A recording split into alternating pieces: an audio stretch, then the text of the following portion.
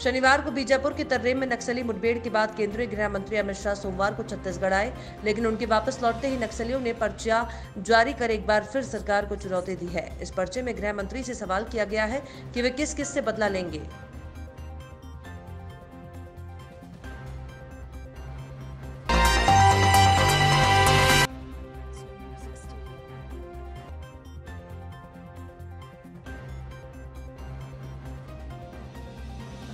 पश्चिम बंगाल समेत देश के 5 राज्यों में विधानसभा चुनावों के लिए मतदान हो रहा है।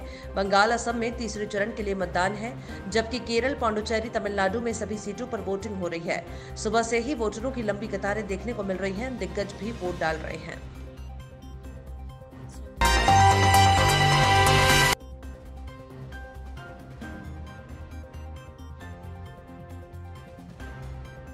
धरती के पास से एक विशाल एस्टेरॉयड अगले महीने गुजरने जा रहा है। यह एस्टेरॉयड आकार में फुटबॉल के मैदान के आकार का है। नासा के वैज्ञानिक इस संभावित रूप से खतरनाक एस्टेरॉयड पर नजर बनाए हुए हैं।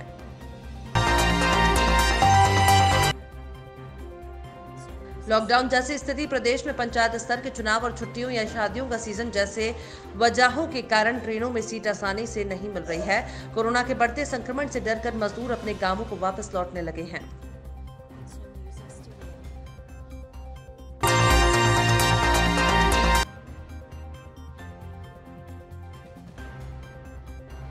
कांग्रेस नेता राहुल गांधी ने केरल विधानसभा चुनाव में जीत दर्ज करने के लिए ताकत झोंक दी है। केरल में वो लगातार जी तोड़ मेहनत कर रहे हैं। दरअसल केरल चुनाव राहुल के लिए बेहद अहम है। इस चुनाव का असर उनके राजनीतिक करियर पर काफी ज्यादा पड़ेगा।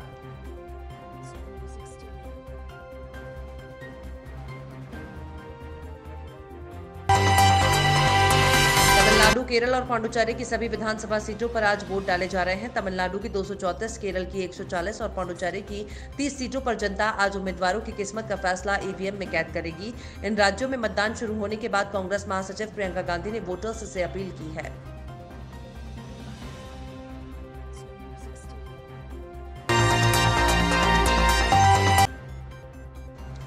कोरोना संक्रमण से मौत का एक भयावह चेहरा अब सोमवार को सामने आया, जब राजधानी में 14 पॉजिटिव मरीजों के शव भदभदा विश्राम घाट पर पहुंचे।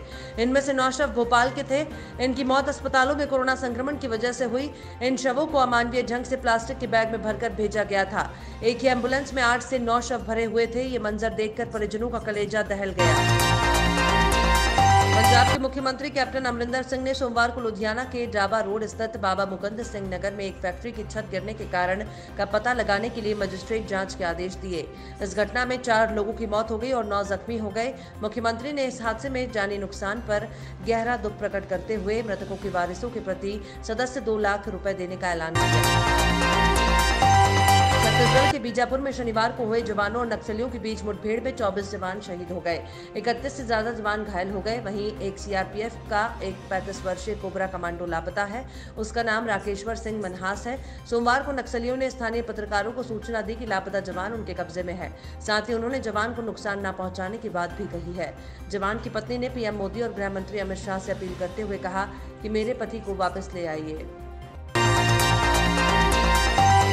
कांग्रेस ने राफेल सौदे में एक बिचौलिए को 11 लाख यूरो का भुगतान किए जाने के दावे संबंधी फ्रांसीसी मीडिया की एक खबर का हवाला देते हुए सोमवार को कहा कि इस विमान सौदे की निष्पक्ष और गहन जांच होनी चाहिए। पार्टी के मुख्य प्रवक्ता रणदीप सुरजेवाला ने पत्रकारों से कहा कि फ्रांस के एक समाचार पोर्टल ने अपने नए खुलासे से कांग्रेस के पूर्व अध्यक्ष राहुल गांधी के इस आरोप को सही साबित किया है कि राफेल विमान सौदे में भ्रष्टाचार हुआ है। देश में शादियों का सीजन शुरू होने वाला है, यानी लगन का मौसम आने वाला है। और यदि आप सोना खरीदने का मन बना रहे हैं तो ये खबर आपके लिए खास है। जी हां, सप्ताह के पहले दिन सोमवार को वायदा कारोबार में सोने के भाव में गिरावट नजर आई। मल्टी कमोडिटी एक्सचेंज पर जून सोना वायदा भाव की बात करें तो आज सुबह ये 59 रुपए गिरकर 45,339 रुपए प्रति 10 ग्राम पर। सप्ताह के दूसरे कारोबारी दिन यानी मंगलवार को शेयर बाजार हरे निशान पर खुला। बॉम्बे स्टॉक एक्सचेंज का प्रमुख इंडेक्स सेंसेक्स 77.68 अंकों की तेजी के साथ 39,237.0 के स्तर पर खुला। वहीं नेशनल स्टॉक एक्सचेंज का निफ्टी 5.40 अंक यानी 0.4% की मामूली तेजी के साथ 14,643.20 के स्तर पर खुला। देश में कोरोना वायरस के मामले बढ़ने से निवेशक सतर्क हैं।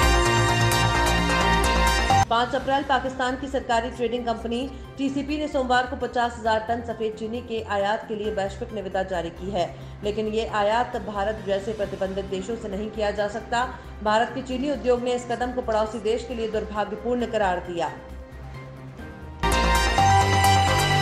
दुनिया भर में इस्लामिक देशों का आका बनने की कोशिश में जुटे तुर्की के तानाशाह राष्ट्रपति रेचेप तय्यप एर्दोगन अपने ही देश में घिरते जा रहे हैं। अपनी सरकार के खिलाफ उठते हर आवाज से उन्हें देश में तख्तापलट का डर भी सताने लगा है। भारतीय प्रधानमंत्री नरेंद्र मोदी अपनी 3 देशों की यात्रा के तहत शनिवार को फलस्तीन के रामल्लाह पहुंचे। इसके लिए उन्हें इस्राएली वायुसेना की सुरक्षा प्रदान की और जॉर्डन ने अपना हेलीकॉप्टर दिया।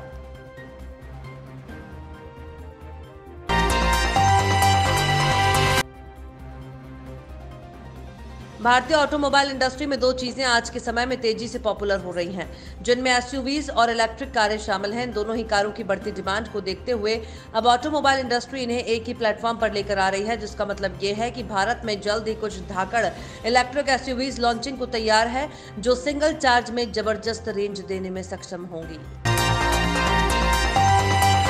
इंडियन प्रीमियर लीग के मौजूदा सीजन की शुरुआत से पहले इस साल भारतीय क्रिकेट के 3 सितारे अंतर्राष्ट्रीय क्रिकेट से संन्यास का ऐलान कर चुके हैं। इसमें ऑलराउंडर यूसुफ पठान, तेज गेंदबाज आर विनय कुमार और विकेटकीपर बल्लेबाज नमन ओझा के नाम शामिल हैं।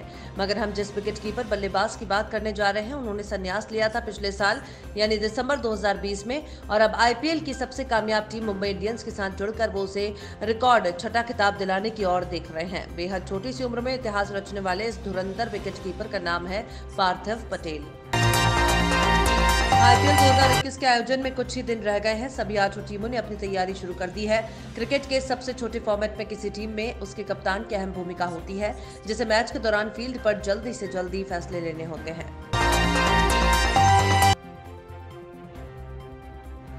इंडियन प्रीमियर लीग की फ्रेंचाइजी टीम दिल्ली कैपिटल्स के हेड कोच रिकी पॉन्टिंग ने स्टार बल्लेबाज पृथ्वी शॉ को लेकर कुछ बड़ी बातें कही हैं। उन्होंने कहा कि जब शॉ के बल्ले से रन नहीं निकल रहे होते हैं तो वो नेट्स पर भी बल्लेबाजी नहीं करना चाहते हैं, और जब वो फॉर्म में होते हैं तो हर समय बल्लेबाजी करने के लिए बेताब रहते हैं।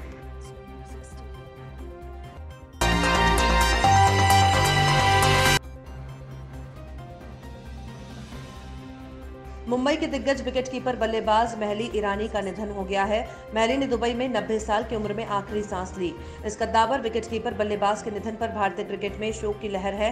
कई दिग्गज क्रिकेटरों ने महली के निधन पर शोक व्यक्त कर उन्हें श्रद्धांजलि दी है।